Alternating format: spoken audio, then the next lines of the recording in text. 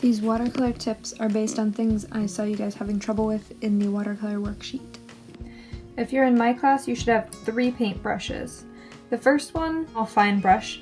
The second one is one of these 3 types of brushes. So this one's a round one, and then there are 2 different sizes of rectangular brush.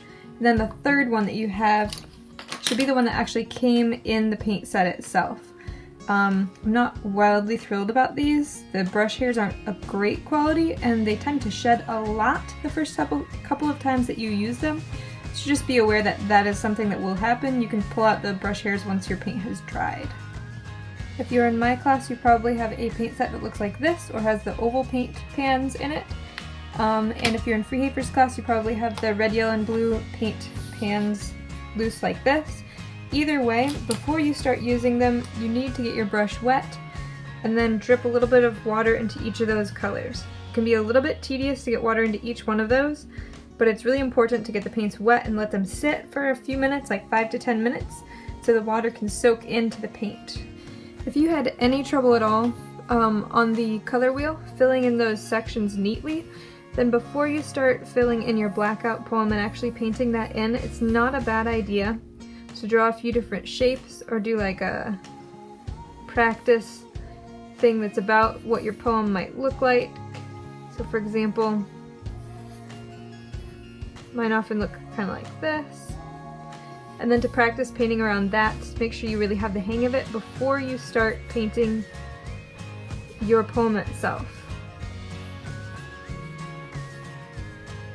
Super simple tip number 1, before you start painting, dip your brush in the water to get it wet and just tap off the excess moisture, because a wet brush will absorb paint.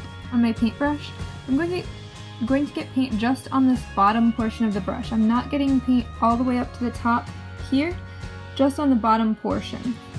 And when I paint, I don't want to stick the whole brush like this against the page. I just want to use the tip or the end part of the brush against the paper like that.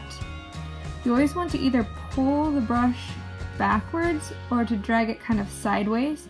What you don't want to do is to like push it, and it's not ruining my brush right now, but if I keep doing that, that is one of the best ways to ruin your paintbrush, is to push it forwards. So you always want to pull it backwards or to kind of drag it sideways like that, but never push it forward. In a lot of my blackout poems, one technique that I'll use is having several colors that are near each other on the color wheel, kind of mixing together on the paper. And one of the ways that I do that is I start by wetting the paper, and you have to be careful with this step. Even though you're just painting water on, you don't want the water to soak in over the words, because again, I am looking for neatness on this project. Make sure you're not obscuring the words that you're trying to keep. So I'll put some water down first, and then I'll use some colors. So I'll get a little bit of blue on there, and then rinse out my brush, get some purple, put them next to each other, and kind of encourage them a little bit with the paintbrush to mix together.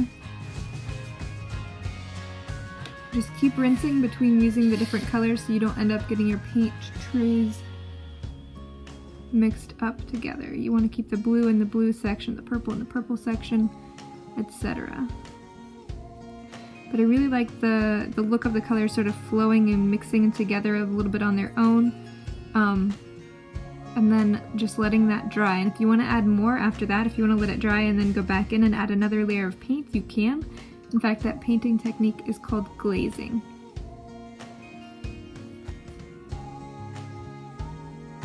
When I paint corners, I'll usually start close to the corner and then just kind of work my way all the way into the corner so I know exactly how far the brush is going to go. When you start all the way out at the corner, sometimes you risk accidentally getting the paint to go too far and bleeding out over the edge of the shape.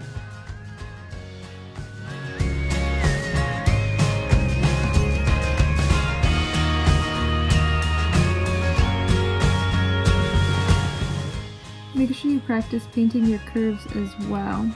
And again, I won't always start right out at the edge. I'll start a little bit away from the edge and work my way over. That makes sure that I don't accidentally get paint over the line right away with that.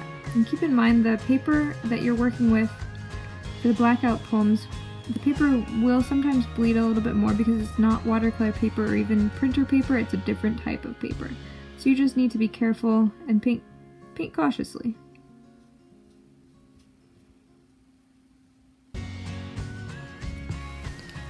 Don't put wet paint right next to other wet paint. They will run together. The more you want them to not run together, the more they will decide to run together. You can see the yellow leaking into the red, and the red just a little bit leaking out into the yellow. When you mix colors, please do not mix them in the paint trays themselves. Take your brush, get some paint on it, place it in the top part of the tray, or whatever you're using to mix. Rinse off your brush, and then get some of the other color and put that on the tray as well and mix those in together. If you end up needing more of one color or the other, just rinse your brush. It doesn't take that long. Make sure that you're not contaminating the colors. Now go paint your blackout poem.